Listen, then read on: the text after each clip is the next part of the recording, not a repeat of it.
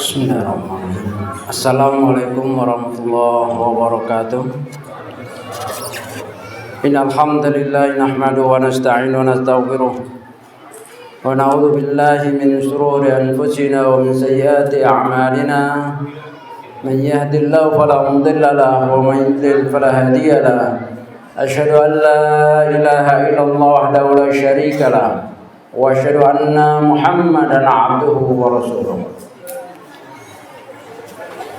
Hadirin rahmati Allah Subhanahu wa taala, azani Allah wa iyyakum. Yang saya hormati Bapak Bupati atau yang mewakilinya, Pak Kapolres atau yang mewakilinya, Dandim dan Al-Ustadz Aina Rafiq Kubro, Aina Rafiq sebagai ketua Nidaul Islam, yayasan yang telah diterangkan tadi panjang lebar supaya jelas ya, bahwa yayasan-yayasan seperti ini dengan kajian-kajian yang terang-terangan, bahkan mengundang aparatur negara, musbidah dan seterusnya, ini adalah ciri khas daripada dakwah sunnah yang mengajak kepada Islam rahmatan lil alamin. Ya, seyogianya ini disupport ya oleh semua pihak. Karena disinilah untuk meluruskan paham-paham yang nyeleneh, yang menyimpang, radikal ekstrim, itu diluruskan di sini. Jadi kalau ada anak-anak, pemuda yang ada gejala seperti itu, serahkan aja sama pesantren di sini, insya Allah ya dia akan berubah menjadi orang yang baik. Saya tahu persis majelis-majelis seperti ini, pesantren-pesantren atau yayasan-yayasan seperti ini, karena saya sudah malang melintang. Tahu malang melintang ya? Apa tuh? Pokoknya banyaklah mengetahui kelompok-kelompok ya, sampai saya seperti ini, sampai bergabung dengan BNPT. Sebetulnya kegiatan saya bukan hanya di BNPT saja. Kadang-kadang saya juga diundang kemarin di Lemhanas beberapa kali, di Watimpres, juga diundang di Wantanas ya, berbicara diskusi dengan jenderal-jenderal dan para menteri ya, untuk membicarakan urgensi betapa pentingnya ya untuk penyuluhan di berbagai tempat, yaitu bahaya radikalisme, bahaya ISIS untuk kesatuan negara yang kita cintai, NKRI ini. Digodok Pak di tempat-tempat seperti itu, di Lemhanas. Di sini ada foto-fotonya, sayang tidak ada slide ya. Bahkan juga kita selalu membicarakan hal ini dengan aparatur negara. Maka sudah seyogianya program-program seperti ini didukung sepenuhnya oleh kepolisian atau dandim setempat atau aparatnya, keamanannya, ya musbidah, ya bupati atau lurah dan seterusnya. Karena ini salah satu bentuk kepedulian kita. Kalau kita sebut darurat teroris, mungkin akan memberi rasa takut pada masyarakat. Tetapi kenyataannya kita negeri yang dibayang-bayangi dengan gerakan teror.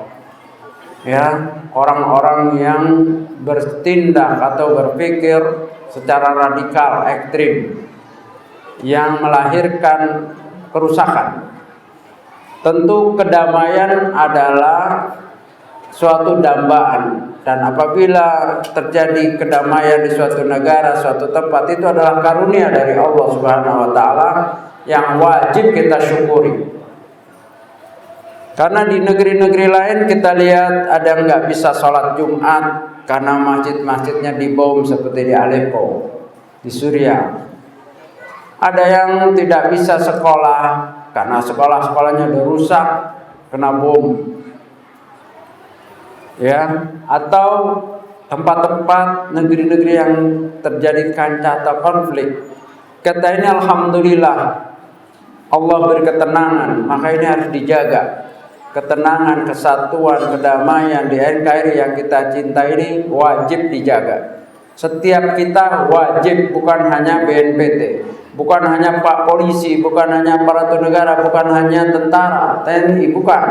Setiap kita ya wajib menjaga ketenangan. Nah, salah satunya yaitu membentengi diri dan memahami apa kelompok-kelompok radikal ekstrim, terutama yang sekarang sedang terkenal adalah ISIS. Sebelum saya membahas apa itu ISIS, mungkin kita suka baca, suka dengar, apa benar? Karena sebagian orang ada nggak percaya, apa benar ISIS itu ada?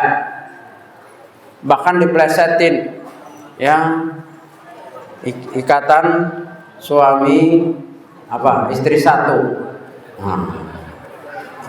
atau apa lagi? Kayaknya nggak percaya. Bahkan tersebar video tentang bahwa ISIS adalah buatan Amerika. Bagaimana pernyataan Hillary Clinton dan lain-lainnya, terserah. Saya akan mengajak sedikit, karena informasi yang saya dapat bukan hanya copy paste ya dari medsos. Bukan. Saya bergaul dengan mereka, orang-orang yang berpahaman seperti itu, yang berpahaman ya radikal ekstrem teror. Dan itu perjalanan yang panjang, karena waktu yang singkat saya nggak akan bicara panjang lebar. Yang jelas ISIS itu yang memang real, eksis, nyata, ada. Mereka dibentuk dari kelompok-kelompok orang yang berpikiran radikal ekstrim, keras. Tentunya sebelumnya kita definisikan dulu lah, bahwa ada kata radikal, ada radikalisme, ekstrim, teror. Saya meeting di Lemhanas, dihadiri oleh para jenderal yang berkaitan dengan ini, ataupun dari bidang hukum, bahkan dari lawyer-lawyer setingkat nasional, dari MUI, Majelis Ulama juga ada, dari perwakilan dari Depak juga ada. Kita memang masih ada ketidaksepakatan awalnya tentang kata radikal. Kalau MUI dan dari Depak, begitu juga ketika dibicara atau kita rapat di Watimpres. Ini ada foto-fotonya, nanti saya dibilang bohong lagi. Ya, ini sok tahu Watimpres Lemhanas. Ya. Fotonya saya sudah siapin, tapi ternyata slide-nya nggak ada. Ya, muka kayak kampungan aja katanya kan gitu. Ada susah juga ini ya kalau nggak dipercaya. Nggak apa-apa lah nggak dipercaya. Ya, nanti yang nggak percaya duduk kita liatin foto-fotonya. Ya, nah ketika di Watimpres hadir Menteri Agama, hadir Menteri Kebudayaan Anies Baswedan dan yang lainnya, Kepala BNPT waktu itu masih Utsman Saud Nasution, Komjen Pol Utsman Saud Nasution dan Majen dari BIN juga ada. Kita awalnya nggak sepakat itu radikalisme yang diusung oleh BNPT ditolak oleh oleh Departemen Agama dan MUI. Kenapa? Di antaranya dari MUI Profesor Bahrun menyatakan radikal itu bisa positif. Seorang beragama harus radik mengakar. Orang Islam ya sholat 5 waktu, dan setiap orang yang beragama seharusnya radik mengakar. Kalau dia seorang Kristen ya ke gereja.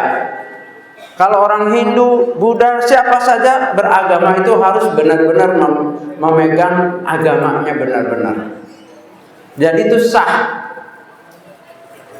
Yang jadi masalah orang Islam nggak sholat 5 waktu atau ngaku Kristen, nggak pernah ke gereja, akhirnya nggak ada akarnya, mudah diadu domba. Nah ini yang tidak benar. Jadi menurut beberapa pakar, radik itu bagus, bisa positif, artinya dia beragama. Bernegara harus radik, harus mengakar, membela NKRI dari gangguan, dari perpecahan, dari negara-negara yang mau mengacau. Makanya ya para ulama, para tokoh, para pahlawan ya, ini gimana nih? Ya, itu memperjuangkan agar negara kita tidak direbut atau lama-lama dijajah. Jadi bisa dalam segi positif. Tapi dibahas oleh Kepala BNPT ketika itu, kalau soal itu kita sepakat. Mengakar, bersungguh-sungguh sepakat. Tapi yang dimaksud dengan radikalisme, yang dimaksud yang harus dicegah, ditangkal, yang menurut BNPT, ya kalau Bapak baca, saya hadir juga di dalam undangan untuk menggodok blueprint BNPT, Badan Nasional Penanggulangan Teroris, blueprintnya, ya, yaitu di halaman 2. Di mana di situ dikatakan bahwa kaum fundamentalis ekstrim radikal, nah radikalisme yang ekstrim ini mengusung semua agama besar. Mereka mengatasnamakan Islam ada, mengatasnamakan Yahudi ada, mengatasnamakan Kristen juga ada, yang mengatasnamakan Hindu, Buddha, Konghucu, semua ada di dunia. Ya. Dan yang mayoritas di Indonesia mengatasnamakan Islam. Di Israel itu ada terorisnya juga. Ya. Yahudi itu ada yang ekstrim. Mereka membentuk negara dengan cara teror, ada juga. Di London ada terorisnya juga dengan agamanya masing-masing. Jadi di dunia ini semua agama dicatut, apa ya dicatut ya, diklaim oleh sekelompok orang yang radikal, ekstrim dan anarkis, melakukan kekerasan. Maka di dalam blueprint BNPT dikatakan juga siapa saja, ingat ini, siapa saja, nggak dilihat agamanya apa, mengusung apa, siapa saja yang merusak tempat peribadatan, mendatangkan korban, kekacauan dan mengancam, ya, atau mengusir, mengadakan kekerasan, siapa saja bisa termasuk dikategorikan ya gerakan teror atau anarkis, itu bisa kena. Ya, ini pasal apa Undang-Undang 15 nomor 15 2003 sedang diperbaiki dan saya diundang juga. Ya, dalam perbaikan itu kemarin di Lemhanas saya ada teksnya di sini. Tapi ini rahasia negara, nggak bisa dibongkar. Ya, kalau mau baca aja nanti setelah ini boleh. Apa saja. Saya hanya mengusulkan ketika di Lemhanas bahwa jangan sampai revisi Undang-Undang Dasar, ya, Undang-Undang nomor 12 2003 itu tidak seperti Guantanamo-nya di Amerika. Guantanamo-nya Amerika atau subversi zaman Orde Baru. Kita nggak mau mengulang itu. Tetapi juga tidak sampai lemah. Yang jelas siapa saja Pak, kelompok paham yang diperjuangkan dengan anarkis, teror, mendatangkan kerusakan, korban, memaksa. Nah ini siapa saja. Oleh sebab itu Pak Kapolri, kami suka keliling tablik akbar seperti ini dengan Pak Kapolri, dengan Patrialis Akbar. Kemarin belum lama di Istiqlal. Ya, nanti insya Allah beliau ke Nusa Tenggara. Jadi kadang-kadang saya mendampingi, kadang-kadang bisa karena tugas. Sini ada juga fotonya. Zaman sekarang kan harus ada bukti kan kalau ngomong. Pokoknya yang nggak percaya nanti merapat. Ya, mau minta fotonya saya kasih, karena itu kan rahasia. Jadi ketika Pak Kapolri di Istiqlal tablik akbar seperti ini, apa beliau pesan? Ingat, teroris itu bukan dilihat dari janggutnya, bukan dilihat dari celana cingkrangnya atau furda atau jilbab, bukan. Sekali lagi bukan. itu adalah stigma yang salah. Jadi dari mana kita melihat seorang itu dikatakan teroris radikal ekstrim? Dari cara berpikir atau kefahamannya, dari keyakinannya. Apa keyakinannya? Memaksa manusia, menyatakan orang yang tidak bergabung dengan dia kafir dan halal darahnya, boleh dibunuh dan seterusnya, boleh diusir, boleh dirusak. Ya, ini yang harus kita perhatikan. Memang dahulu kabur istilahnya wah teroris, yang berjanggut teroris, yang itu memang awal-awal. Saya juga waktu bergabung sama BNPT ya tahun 2012, BNPT itu 2011. Saya 2012-nya. Saya kaget juga awal-awalnya ketika bicara dengan Pak Ansat Mbai, kepala BNPT yang pertama, Irjen Purnawirawan, Irjen Pol Purnawirawan Ansat Mbai. Pak Ansat juga ini ngaku dulu orang kayak Ustadz ini kami anggap teroris. Sekarang Ustadz bersama sama kita ini. Ya ternyata salah. Karena apa? Ya ketika saya ke Saudi dialog dengan dokter di sana, syekh, baru saya paham. Ya bahwa ini adalah sunnah. Yang mau pakai dapat pahala besar, yang enggak urusan dia dengan Allah. Ya kan begitu. Jadi nggak ada mengaitnya dengan teroris. Kalau yang semua yang berjenggot teroris, susah. Tapi kambing-kambing itu teroris. Tiap hari ngajarin kambing nanti ya. Kan begitu. Wih, teroris lewat, tangkap kambing orang, bisa berantem nanti ya. Bisa perang kampung gara-gara salah tangkap. Kita teruskan. Ini supaya nggak ngantuk aja nih. Sebab saya juga ngantuk masalahnya.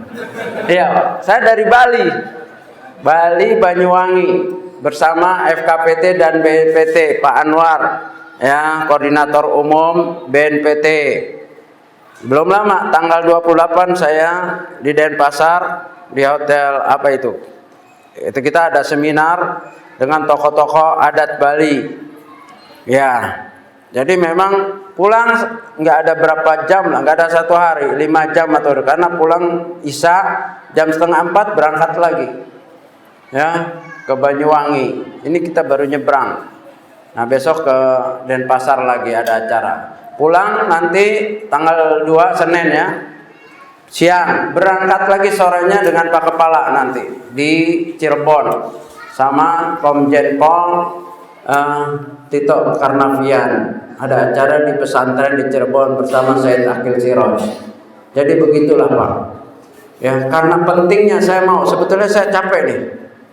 Tapi karena ada undangan, ini penting ya, dan ini program nasional. Siapa saja yang menghalang berarti dia berhadapan nanti dengan Pak Kapolri, dengan Komjen Pol Bapak Karnavian, siapa saja.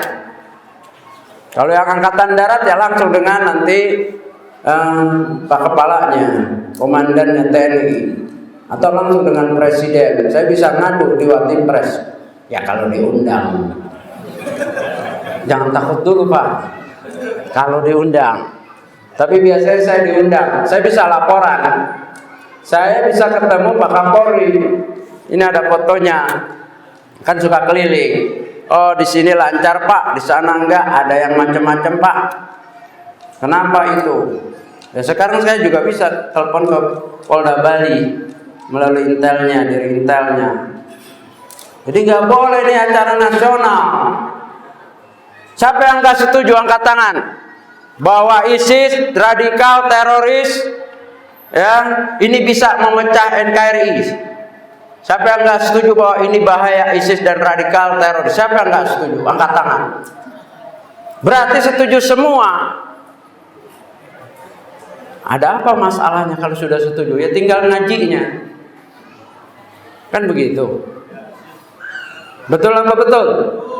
Bismillah, kita terusin. Ya. Terus apa sih bahayanya? Nah, sekarang kita bertanya, apa bahayanya ISIS? Apa bahayanya radikal teroris ekstrim itu apa?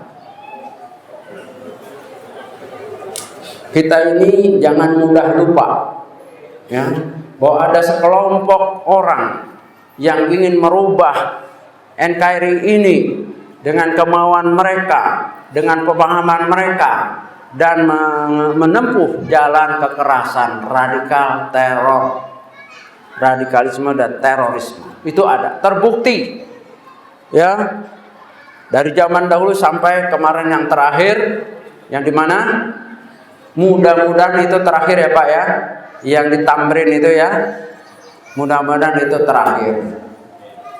Tapi ternyata kita baru napas, sudah ada lagi warga kita WNI yang diculik oleh siapa? Abu Sayyaf. Abu Sayyaf Grup ASG.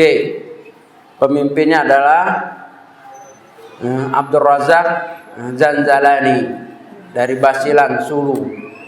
Saya pernah 5 tahun di sana, di Sandakan, Sabah, Moro. Saya 5 tahun. Di Pakistan, Afghanistan saya juga 5 tahun mempelajari itu. Ya, di Australia 5 tahun juga. Jadi baru balik ke Indonesia 2002 dan bergabung 2011 akhir atau 2012 dengan BNPT. Terus keliling. Kita sudah sampai Aceh Pak. Pembahasan seperti ini sampai Aceh. Ya, Sumatera itu hampir semua. Sekarang ini daerah Jawa. Dan ini harus kita dukung dan kita harus melek. ISIS kan jauh, dia di Suriah. Ada apa kita pikirin di sini? Belum lama saya diundang juga di DPR. Ada fotonya. Susah emang kalau nggak ada slide ini.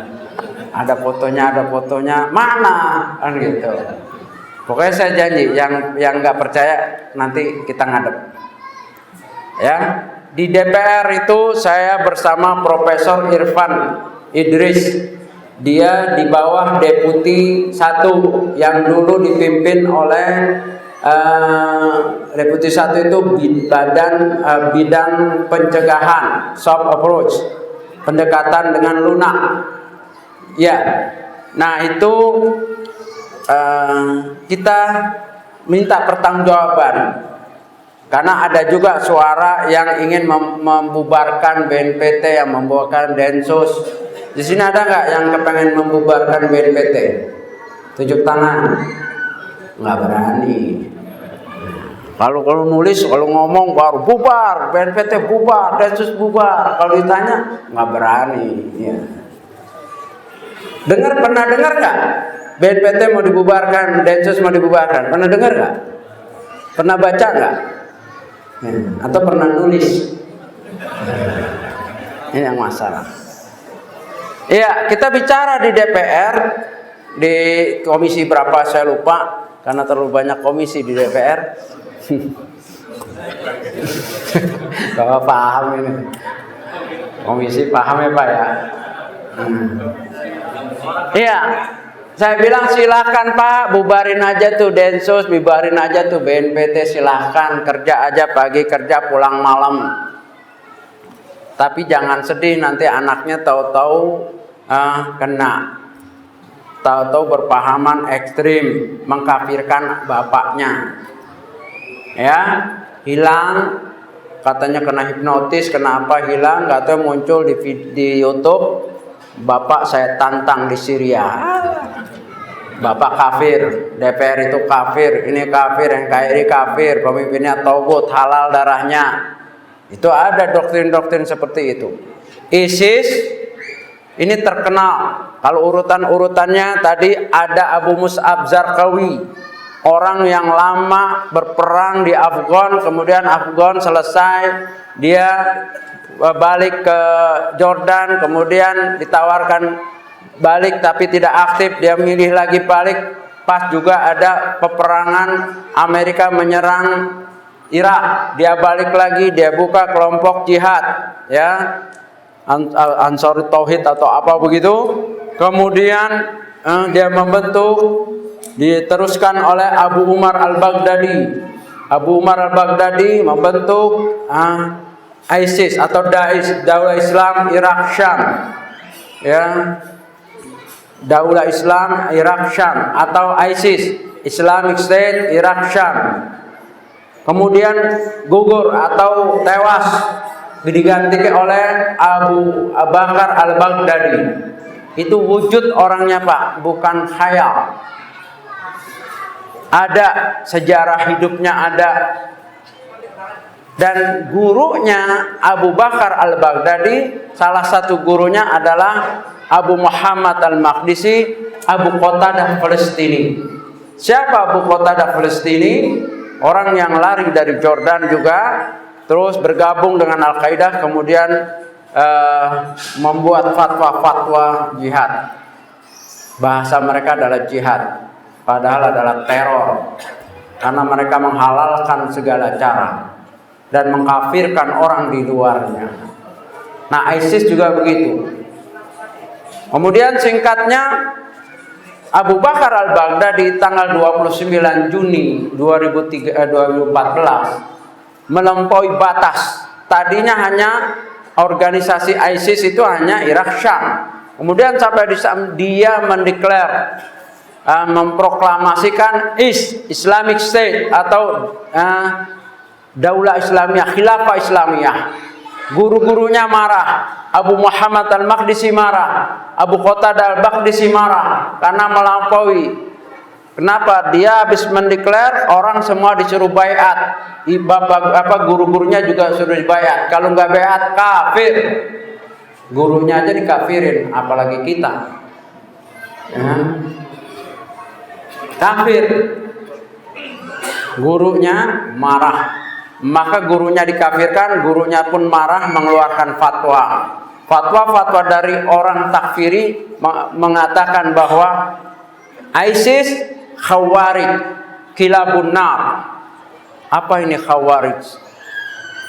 Dia semacam makanan untuk buka puasa, Pak. Ada nggak setuju? Hah? Setuju apa enggak nih? Kan dikit lagi kita Ramadan nih. Jadi buka puasa dengan khawarij. Bukan Pak. Ya, ibu-ibu jangan salah paham. Khawarij itu bukan makanan. Khawarij adalah suatu kelompok yang telah disyaratkan oleh Rasulullah SAW. Ini waktunya udah dikit lagi ya. Iya. Itu Rasulullah SAW pernah sedang membagi ghanimah. Kemudian datang seorang laki-laki yang bernama Dzul Khuwaisirah.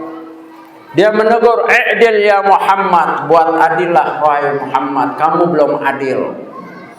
Wahilah, kata Nabi, wah celaka kamu. Kalau aku nggak adil, siapa orang yang adil, lebih adil dari Abraham? Di dalam beberapa riwayat akan keluar dari orang seperti ini kaumun, satu kaum yaqra'unal Quran, mereka membaca Quran, akan tetapi tidak lebih dari kerongkongan, cetek, dangkal pemahaman ayatnya. Ayat "Faman lam yahkum bima anzalallahu faulaika humul kafirun." Barang siapa tidak berhukum dengan hukum Allah, mereka adalah kafir. Orang-orang Khawarij dari dulu mengkafirkan Ali radhiyallahu, mengkafirkan Muawiyah radhiyallahu. Orang Khawarij zaman sekarang mengkafirkan seluruh dunia. Saudi kafir, Indonesia apalagi? Kalau Saudi itu kafir, di Saudi ada apa Pak? Ada apa Bu? Masjidil Haram, Masjid Nabi, Jamiah Islamiyah, Jamaah Islamiyah, Jamiah Islamiyah.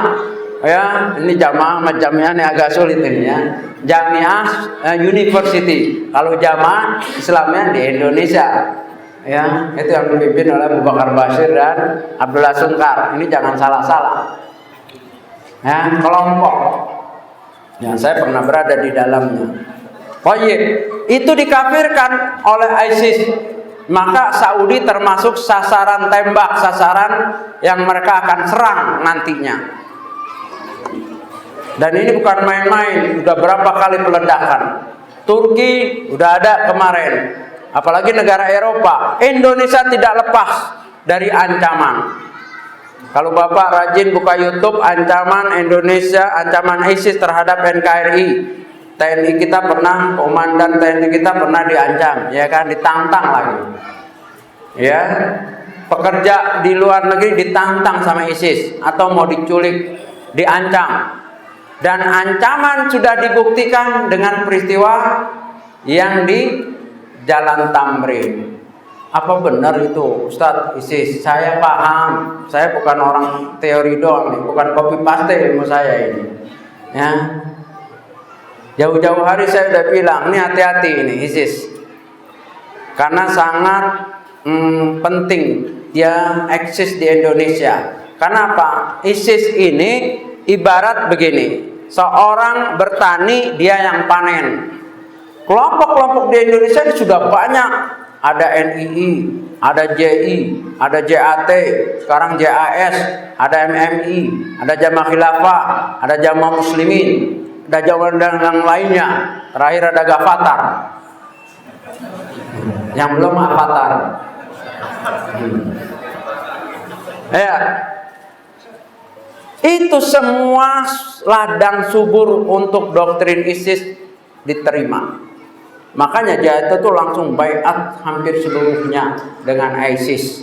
Aman Abdurrahman baiat, ya, terus Afif, Abdul Majid, yang namanya Harith itu baiat langsung pergi ke sana, ke Syria. Adapun Abu Bakar Bashir pelin-pelan, awalnya baiat, pegang bendera, anaknya marah, Abdurrahim Bashir menegur dan mengancam, hampir mereka mubahalah, anak sama bapak mubahalah. Tahu mubahalah nggak? Doa ke langit, minta sama Allah, saling melaknat. Bayangkan, akhirnya Abu Bakar Bashir hanya simpatisan tapi mencabut baiatnya. Terakhir saya ketemu bicara dia seperti itu. Benar gaknya wallah alam urusan beliau dengan Allah. Tapi Abdurrahman Bashir, Rashid Bashir itu membuat jamaah Ansarul Syariah. Terus ada lagi JAT sudah melebur ke ISIS menjadi JAD, Jamaah Ansarud Daulah. Kalau diurut di Indonesianya hampir ada 18-19 kelompok yang mengerongrong NKRI. Salafi tidak termasuk, dakwah sunnah tidak termasuk. Bukan. Walaupun casingnya sama. Ya, kali lagi jangan salah. Saya di BNPT saya diundang, di BNPT saya begini, di Lemhanas begini. Bahkan ketika di Lemhanas ada seorang mantan menteri negor saya, Ustadz Abdurrahman kok sudah di BNPT masih begitu? Langsung Menteri Agama bilang, oh Pak jangan salah Pak, itu bukti cinta kepada sunnah. Mantap yang bela Menteri Agama. Saya nggak sempat jawab. Oh jangan salah Pak, itu bukan teroris, itu cinta sunnah, cinta Nabi. Nah itu tanda orang cinta dengan Rasulnya. Diem udah semua. Yang jawab Menteri Agama. Kalau yang jawab KUA masih diprotes itu. Ya selesai udah Menteri Agama yang jawab. Kalau nggak percaya minta ke Watimpres rekamannya. Di saya ada, tapi saya nggak mau ngasih. Ya. Minta ke sana aja. Thayyib. Jadi ada 19 dan tidak ada itu salafi termasuk teroris, tidak ada. Saya sudah terangkan di BNPT dan kita mengundang masyayikh. BNPT pernah mengundang Syekh Ali Hasan Halabi, Syekh Najih Ibrahim, Syekh Syam, ya. Dan Syekh Ali menegaskan bahwa orang kelompok-kelompok radikal teroris ya itu mempunyai ciri dua. Bukan salafi jihadi, bukan salafi, bukan ini, bukan. Tetapi apa? Mereka adalah takfir wa tafjir, orang yang mudah mengkafirkan dan membuat kerusakan, menghalalkan darah. Coba gerakan-gerakan seperti ini mengadakan kerusakan di mana-mana. Mereka benci dengan Amerika, mereka benci dengan Yahudi. Tapi kok meranginya kaum ibu yang kena satpam di tempat-tempat umum. Coba di Tamrin kemarin, sasarannya siapa yang kena? Pak polisi lagi jaga di pos, nggak siap perang. Orang yang lagi jalan, tamu, ya dari kenegaraan lain. Coba, ada di situ tentara Amerika yang korban? Yahudi ada nggak? Ya, nggak ada. Maka Rasulullah SAW telah mengisyaratkan dalam hadis sahih, dalam beberapa riwayat kata Nabi SAW, di antara ciri khas Khawarij adalah apa? Sufahahul ahlam, logikanya rusak dangkal. Logikanya, akalnya ini udah nggak berlaku. Bayangkan ya, di antara Khawarij itu ada yang membunuh ibunya. Saya pernah dapat di Facebook seorang pemuda Arab pakai senjata begini gondrong, dia bangga, bahasa Arabnya ada di situ, bangga dia habis menyembelih ibunya karena ibunya nggak mau berbaiat dengan ISIS. Ibunya disembelih. Ataupun tulisan-tulisan para ulama menggambarkan betapa Khawarij itu sufahahu ahlam, akalnya rusak, logikanya hancur, ya, tidak berfungsi. Di antara mereka ada yang membunuh bapaknya, setelah dibunuh tengkoraknya diambil, tempurungnya untuk minum kopi. Dia pakai untuk minum kopi dan setiap minum dia bilang, ini tempurung bapakku yang nggak mau baiat, yang nggak mau ikut. Artinya apa? Apalagi kalian, bapaknya aja diginikan dan terkenal. Rasulullah SAW sudah mengisyaratkan hati-hati. Bahkan dalam hadis lain, kita disuruh ulil amri, disuruh memerangi Khawarij, kelompok-kelompok seperti itu. Nah, kita rakyat tidak perang dengan senjata, kita perang dengan hujah, dengan tabligh akhbar, dengan diskusi-diskusi nasional. Salah satunya seperti ini. Maka seharusnya didukung, nggak boleh dihalangi. Ya, ini program negara. Ya, seharusnya bergabung semua itu. Dandim, Polres semua gabung. Aparatur negara semua gabung, tunjukkan kebersamaan kita. Nanti diekspos supaya mereka takut. Kita bersatu, masyarakat, ulama, rakyat, pemimpin daerah, ya, aparatur negara, dari kepolisian, dari tentara, dari BIN-nya semua bergabung bersatu padu apa? Menangkal bahaya, ya, radikalisme ISIS untuk tidak terjadi di negara yang kita cintai ini. Setuju nggak nih? Kalau nggak setuju saya selesai, saya pulang. Gampang aja. Kalau setuju buktikan kesungguhan kita. Alhamdulillah Al-Ustadz telah menyiapkan waktunya, tenaganya, ilmunya. Ya, seharusnya kita dukung. Kita dukung supaya kita kelihatan bersatu. Karena kalau kita bersatu, mereka akan takut. Ya, seperti itu. Besok saya nih, kalau enggak istilahnya nih penting, saya enggak mau, sudah lelah dari perjalanan yang panjang. Besok ke ini lagi, saya udah telepon Intel Polda Bali malam untuk menjaga acara ini sampai saya nanti ke Denpasar karena masih ada. Sebab habis itu saya mau berangkat lagi ke Cirebon bersama ada seperti ini juga yang lebih besar lagi dengan Pak Kepala Komjen Pol, ya, Tito Karnavian. Tapi karena ini penting, inilah jihad kita, inilah jihad yang benar, ya. Bukan seperti yang mereka klaim, jihad kok ngebom masjid. Pernah dengar nggak masjid dibom? Apa nggak dengar? Keterlaluan kalau nggak dengar. Di mana itu? Di Cirebon. Ini besok kami akan datang itu. Coba jihad apa? Hari Jumat orang mau sholat, mau menghadap Allah, dia bom. Yang satu Allahu Akbar mau sholat, yang ini Allahu Akbar narik bom. Dua-duanya Allahu Akbar. Sufahaul ahlam, otak mereka, logika mereka hancur. Itu kata Nabi. Shadaqah Rasulullah. Orang Khawarij, radikal, teroris ekstrim, ininya nggak jalan mudah, mati. Ya, coba bom di Marriott, siapa korbannya? Saya sering kumpul dengan Askobi, Asosiasi Korban Bom Indonesia, Tony, Febi, itu hancur, nggak ada telinganya, hancur. Yang meninggal banyak, yang hidup juga cacat, ada yang udah nggak bisa kerja, ada yang matanya hilang. Jihad apa? Seperti itu. Sufahaul ahlam.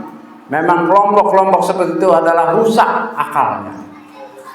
Dan yang paling bahaya, yaquluna, mereka berbicara dengan qaul khairul bashar, sebaik-baik manusia. Ucapannya qala Allah, qala Nabi, qala Rasul. Qala Allah, firman Allah, sabda Nabi. Ucapannya mah bagus.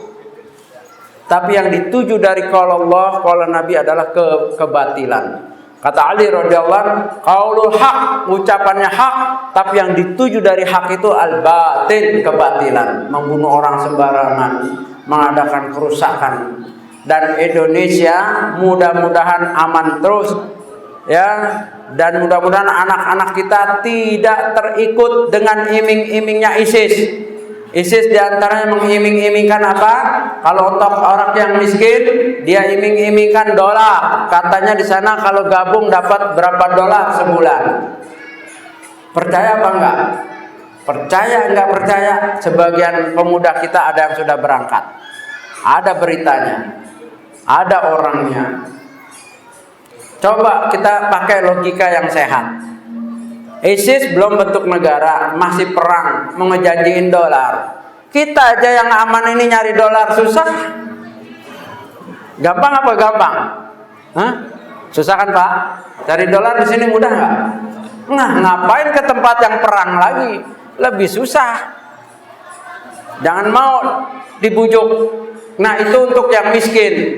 Ada juga yang kaya di Batam ada pengusaha, bahkan dia terikut bagian dari Pemda, pemerintah daerah, kaya, bisnis, berangkat ke Suriah mau gabung dengan ISIS.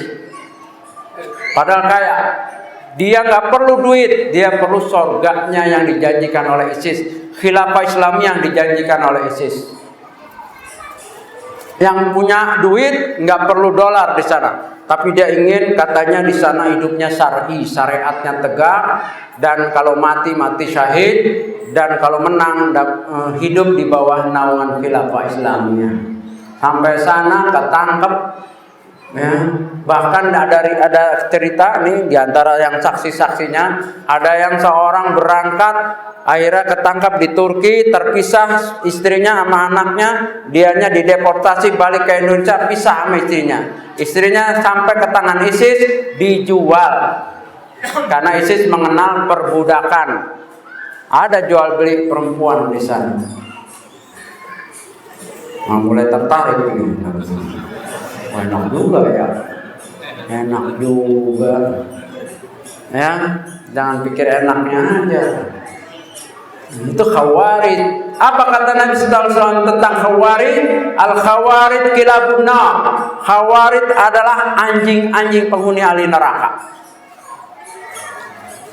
Jadi yang bergabung itu kata Syekh Muhsin Abbad Al-Badar, bapak dari Profesor Dr. Abdul Razak Al-Badar, menyatakan barang siapa yang baiat dengan ISIS, bai'ahum syaitan, mereka berbaiat dengan syaitan. Dan ISIS tidak ada kait-mengait dengan Islam. Ini yang harus kita pahami. Dan kita jaga anak turunan kita, jangan sampai bergabung dengan kelompok seperti itu. Dan kekhawatiran saya ternyata terbukti Pak.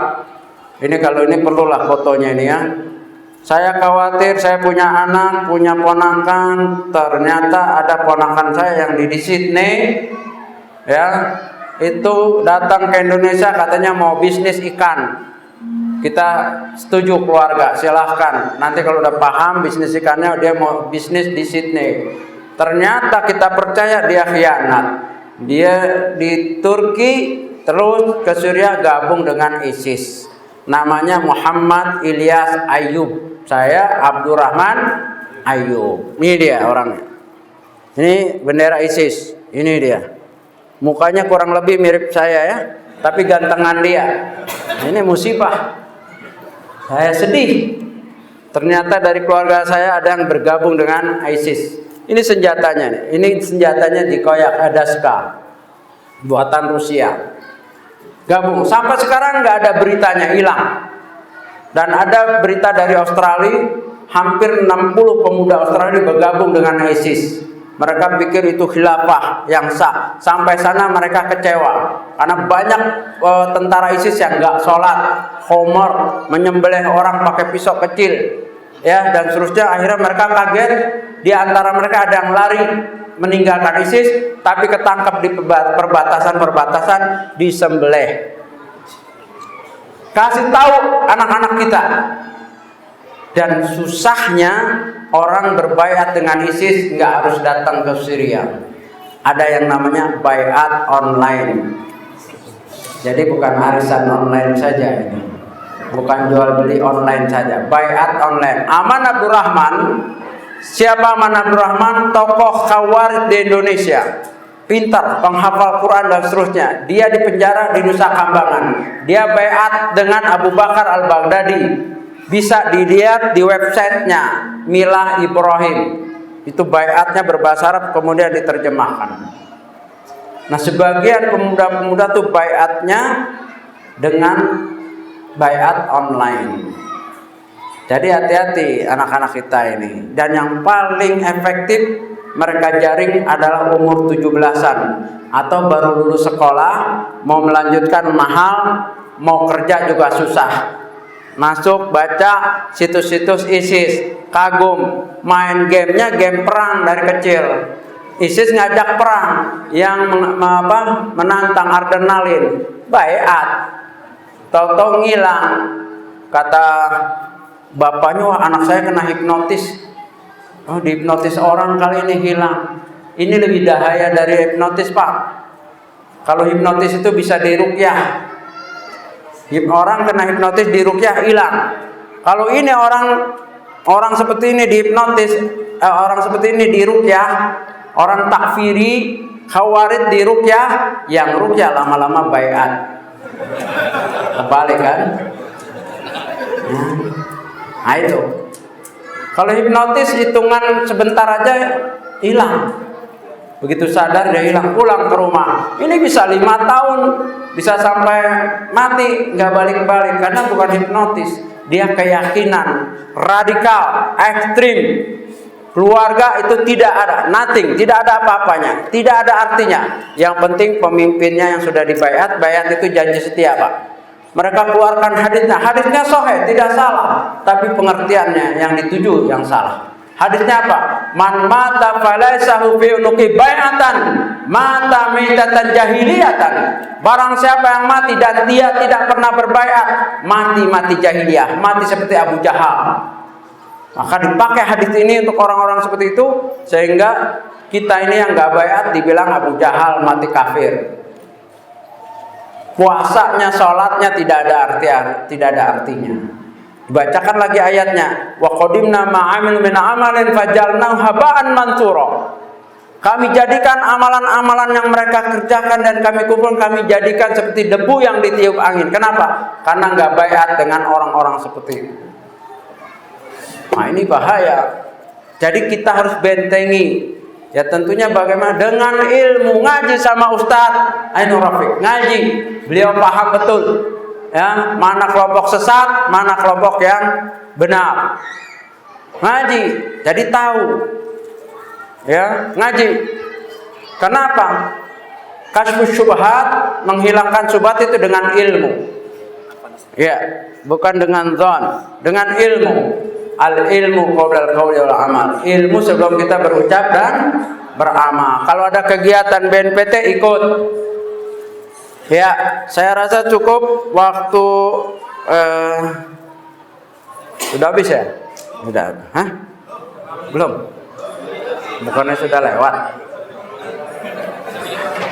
Hah? 5 menit lagi? Baik. Iya, jadi kalau ada kegiatan-kegiatan BNPT ngundang di sini, selain BNPT ada FKPT, saya lupa. FKPT Forum Koordinasi Penanggulangan Teroris. Mudah-mudahan Ustadz Ainur Rafiq bisa bekerja sama dengan FKPT. Saya kemarin ini bersama dengan tokoh-tokoh FKPT. Ya bisa istilahnya sharing. Kita harus kerja keras, Pak. Mereka tidak tidur untuk menyesatkan anak kita, untuk merekrut anak-anak kita, pemuda kita. Contohnya ponakan saya, dia kehidupannya enak. Sydney itu ada. Kita di Australia, saya pernah 5 tahun Pak di Australia. Kalau di Australia, social security ada, jaminan sosial, perobatan ada, kesehatan ada jaminan. Medicare, healthcare dengan penjaminan kontrak rumah. Kalau punya anak, satu anak dibayar, kitanya dibayar satu anak tiap 2 minggu $150. $1 hampir 10.000. 150 kali 10.000 berapa? Banyak ya. Apalagi anaknya 12, uncang-uncang kaki. Anak 12 ya, 2 minggu $150 kali 12. 3 karung ya, Pak. Seharusnya orang yang hidup seperti itu ngapain ke ISIS? Tapi ponakan saya lari, dia tinggalkan negeri seperti itu karena doktrin. Karena doktrin, pakai ayat, pakai hadis, itu negeri kafir, ngapain kamu hidup di negeri kafir? Mari ke khilafah Islamiyah. Dia pilih pegang senjata di atas tank sengsara, itu kurus sudah, itu gambarnya gambar kurus. Waktu datang agak gemuk. Ya lain lah. Di medan perang sama di Sydney ya, saya waktu di Sydney lebih gemuk Pak ya, sekarang aja agak langsing ini. Itu karena doktrin, ditinggalkan negeri yang nyaman kepada negeri yang kacau balau. Makanya hati-hati, apalagi yang susah, apalagi yang stres Pak. Stres mah gampang, bisa didoktrin dengan 3 menit. Kalau stres bisa 1 menit, kalau galau 3 menit. Beda-beda emang Pak. Ya, kalau yang mau mati, udah paling cepet. Kamu bener nih mau mati, jangan lompat. Ngapain lompat jembatan? Ngapain minum racun tikus? Kami buatkan bom, kamu akan kamu akan ketemu bidadari, dapat surga. Mau? Mau. Di Indonesia banyak yang mau mati. Coba baca berita, dalam 1 hari berapa orang mati bunuh diri? Lompat, tabrak ini, minum racun baygon itu laku tuh. Untuk nyamuk dan untuk orang. Nah sekarang kalau didandani dengan bom, wah dia lebih keren. Makanya matanya kosong gitu. Ini bener apa? Ya udah bener dah. Nggak taunya kilabunar. Begitu manro buka, katanya sorga. Kok kayak gini kagak bisa balik. Afwan, ana salah kemarin karena pikir bener. Kagak bisa. Makanya sebelum mati benar-benar ini benar apa enggak? Jangan main tos-tosan gitu, emang bisa balik. Kalau tos-tosan ya udah, nanti kalau salah balik lagi enak itu. Banyak yang selamat. Enggak, kalau udah manro buka udah urusannya sama malaikat. Udah gelap, dari kegelapan. Menzalimi orang gelap. Ittaqul ma fa inna dzulma dzulumatil yaumil qiyamah. Takutlah kamu kezaliman, membunuh orang, syirik itu adalah kezaliman karena itu akan ada kegelapan pada hari kiamat. Wallahu alam, saya rasa cukup karena kita waktunya terbatas ya. Ya, tentu. Hah? Wah, ada yang mau tanya. Saya serahkan kepada ini. Pada moderator, Pak. Tidak. Pak ini. Hah? Sebenarnya di acara ini tidak ada sesi tanya jawab. Mungkin saat ini aja karena berkenaan dengan pemahaman Wahabi yang ditanyakan oleh gitu ya. Sama itu, kalau Ustaz berkenan mau menjawab, betul. Ya, masih ada waktu nggak? Sebenarnya sudah habis waktunya. Maghrib ya, maghrib. Oh begini, ada solusi. Kalau misalkan mau ada sesi tanya jawab nanti pada maghrib, kalau Ustaz berkenan. Boleh. Mana panitia? Nggak ada apa-apa kan setelah ini? Boleh insyaallah habis maghrib. Terserah Ustaz. Fadal Ustaz, gimana? Maqarar.